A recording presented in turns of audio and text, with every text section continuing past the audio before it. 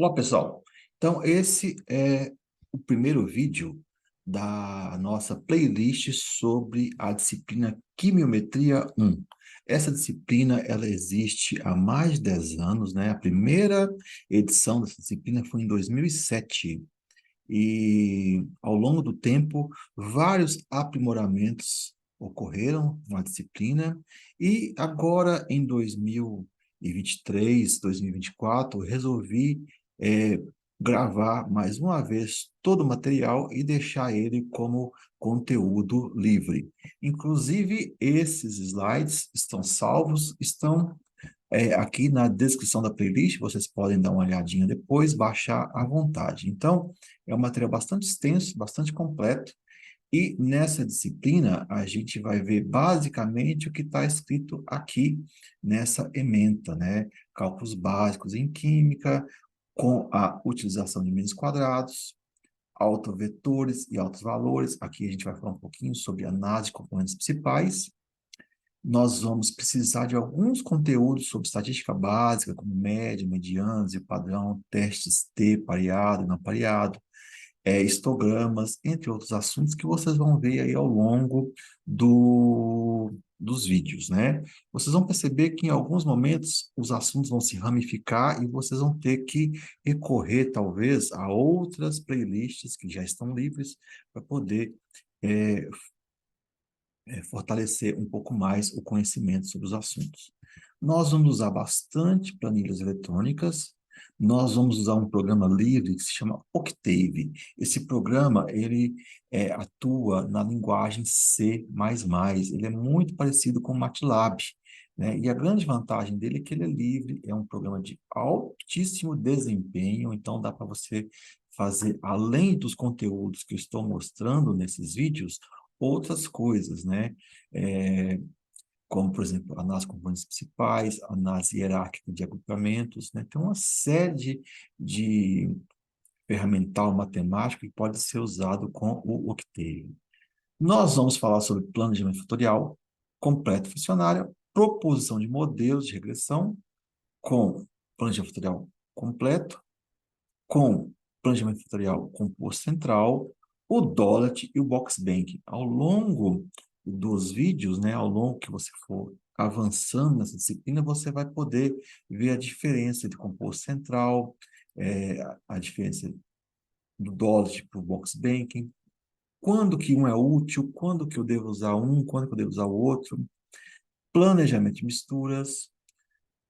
Nós vamos ter alguns exemplos voltados para a produção de biocombustíveis, tem também várias, vários cadernos de questões, exemplos com múltiplas respostas, onde eu uso o, a função de desejabilidade, né? O Derringer Switch, que é bastante útil também para poder trabalhar com esse tipo de ferramenta. Nós vamos falar também sobre análise de componentes principais, quando a gente tem várias respostas que são monitoradas, e o PAT, Process in Analytical Technology. E eu devo dar também algumas pinceladas em QBD e AQBD, né? QBD Quality by Design e a AQBD Analytical Quality by Design. Não é o foco da disciplina, mas o planejamento fatorial, ele é muito útil em QBD e AQBD. Então, vamos avançar um pouquinho mais aqui nesse primeiro vídeo. Parte 1, introdução e contextualização, né? Então, por que que vocês estão vendo esse material? Por que que vocês estão interessados nesse assunto? Porque hoje em dia, a gente precisa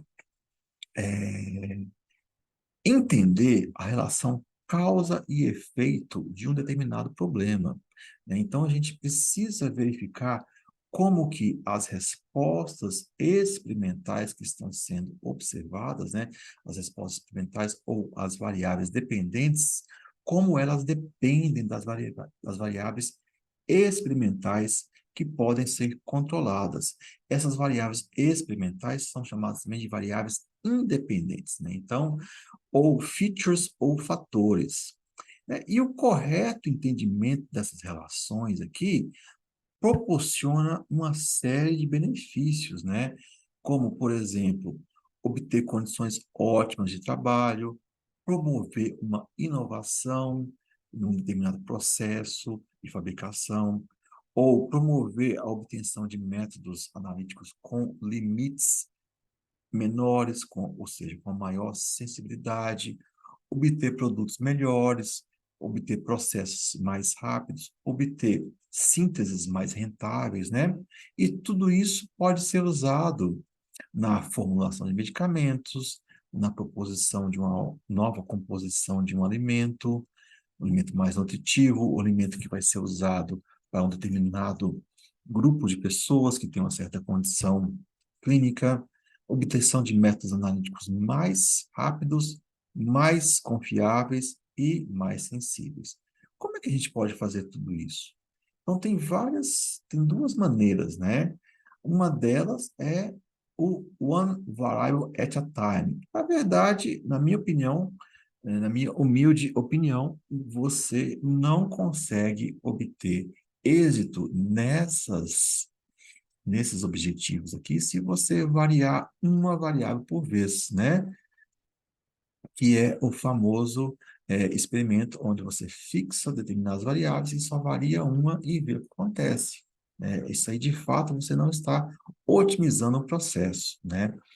Então, na literatura, isso é chamado de OVAT, One Variable at a Time, ou COST, né? É, Change One Factor at a Time, alguma coisa assim, né? E é claro que o grande a grande motivação dessa disciplina é usar o Design of Experiments, né? O planejamento fatorial ou planejamento de experimentos, né? Então, essa é o grande motivador dessa disciplina. Então, vamos seguir aqui mais um pouquinho. E como é que a gente pode otimizar? Então, na química, nós temos a quimiometria. A quimiometria, ela é a fusão de conhecimentos da química, matemática e estatística, e é uma das grandes ferramentas para a análise de dados, né? Que tudo isso está relacionado também com a ciência de dados, né? A quimiometria, ela foi cunhada, né? Foi proposta lá na década de 70 pelo Svante Wood e pelo Bruce Kowalski, esses dois grandes pesquisadores da área de química analítica, de química de maneira geral, que cunharam esse termo, onde eles pegaram conhecimentos da matemática, da estatística, de várias ciências, né, e juntaram e começaram a aplicar isso em dados químicos. Tudo isso foi possível devido ao avanço tecnológico, né, porque nós surgiram diferentes sensores, como o infravermelho, por exemplo, né?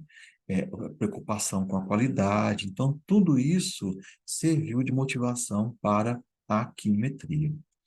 E na quimiometria, a gente tem diversas etapas. A primeira delas, né, o mais importante, é conhecer o problema, né? O que que a gente está tentando otimizar, o que que a gente está tentando estudar. Depois, coletar as informações, realizar os experimentos e propor modelos, né? Modelos matemáticos. Então, nessa proposição de modelos, a gente vai envolver a matemática, obviamente, a lógica e a estatística, né? Então, na quimiometria, a gente tem aqui os dados, onde a gente vai propor um desenho experimental, favorecendo aqui a amostragem desses dados, né, a obtenção desses dados. Nós temos a informação, ou seja, proposição de modelos que relacionem a medida instrumental a uma propriedade ou processo químico, e depois, né, de obter os dados, propor o modelo, a gente vai, então, finalmente, gerar conhecimento, ou seja, interpretar os efeitos e propriedades que estão sendo otimizados, tentar entender os mecanismos do processo, reconhecer informações que não estão tão evidentes, né? Então, uma das grandes vantagens da quimiometria é a gente poder trabalhar com dados de muitas dimensões, né? Então, o que que são dimensões, por exemplo? Quando você tem aí 10 variáveis e 100 amostras, por exemplo, você tem aí 10 dimensões e, obviamente, você não consegue enxergar isso num plano cartesiano, né? De duas dimensões. Você pode porventura, colocar uma terceira dimensão, mas mesmo assim você não está vendo todos os dados. E a quimiometria permite você enxergar como esses dados se relacionam, como esses dados podem ser, então, visualizados. Bem, então vamos lá. Vamos seguindo mais um pouquinho aqui. E o dado, né? O que que é o dado? Como é que a gente vai, então, obter um dado? E como que o dado funciona, né? O dado, ele possui um ciclo, né? Ele possui um ciclo, e esse ciclo, é, nós precisamos entender qual dado será obtido, né? Qual dado será obtido, qual dado será obtido, como esse dado será obtido, o que que é esse dado? São concentrações, são espectros, quais informações poderão ser extraídas, né? O que que de fato está querendo saber dos dados que são obtidos? Como tratar o dado obtido? O dado precisa ser corrigido algum ruído, por exemplo, precisa calcular alguma área, né? Integrar algum pico, algum sinal, né? Então, isso aqui que eu estou explicando é o ciclo do dado, né? De forma bem genérica. Como armazenar esse dado, né? Os dados são muitos pesados, né? São muitos dados. O que poderá ser feito com o dado futuramente? Como transformar o dado em informação útil, né? Então, isso aqui tem em mente o ciclo do dado, né? O que que é, de fato, um dado.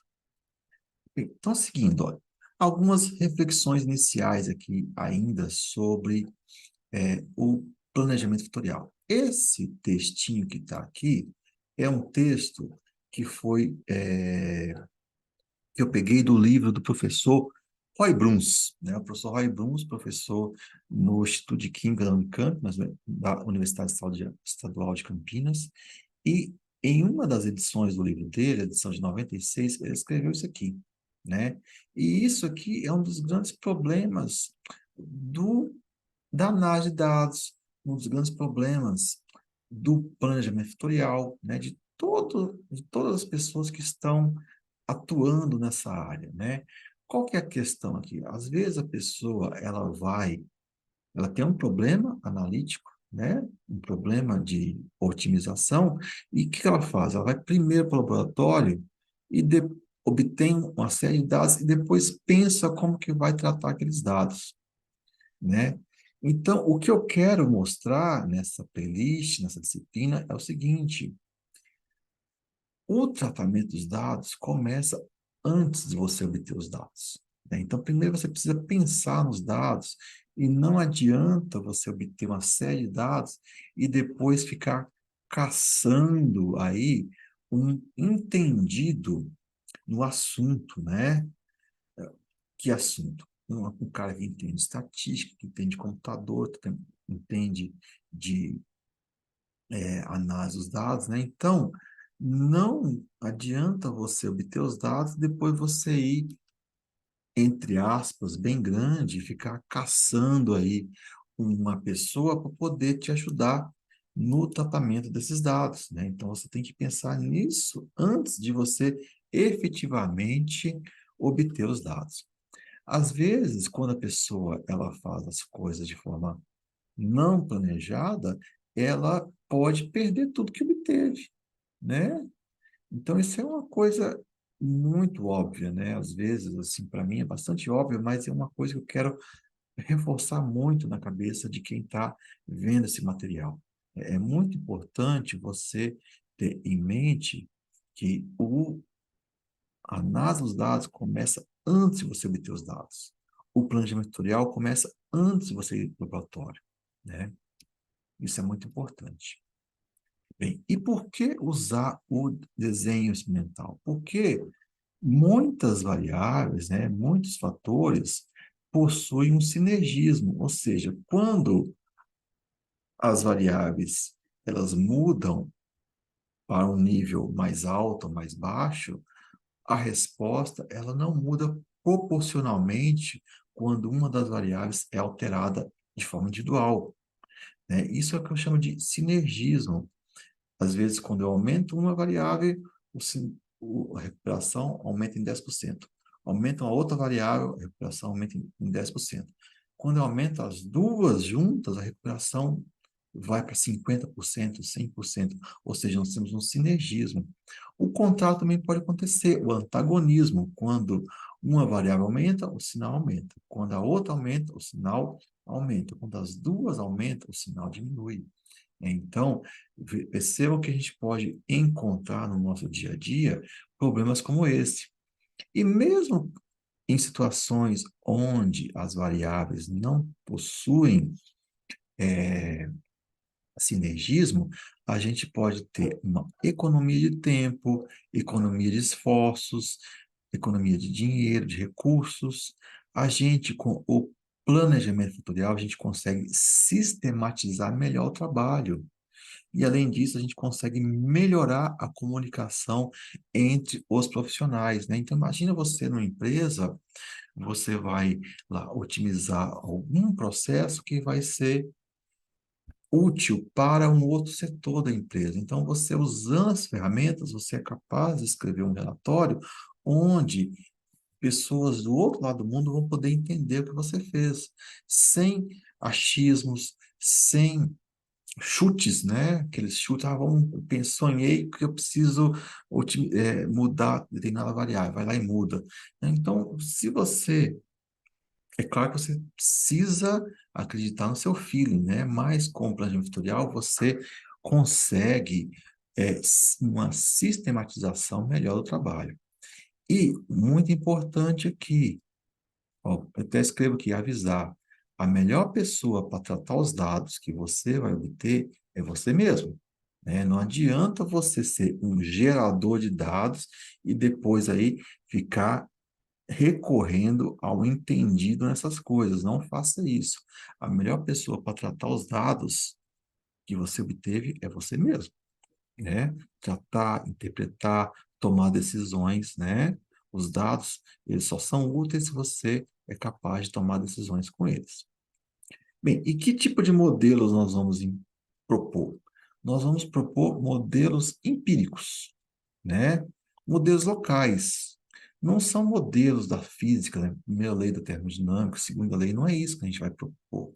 A gente vai propor modelos empíricos, né? Eu estou otimizando a síntese de um fármaco. Eu preciso do reagente A, do reagente B, para dar o fármaco C, né? Então, eu vou propor um modelo para aquela síntese. E aquele modelo matemático só vai servir para aquela síntese, né? Se eu quiser fazer uma outra síntese de um outro insumo farmacêutico ativo, né? Eu preciso fazer um outro planejamento, né? Então, essa é a proposta, né? Quando eu falo modelos, são modelos empíricos, modelos que só servem para o que nós estamos trabalhando nesse momento.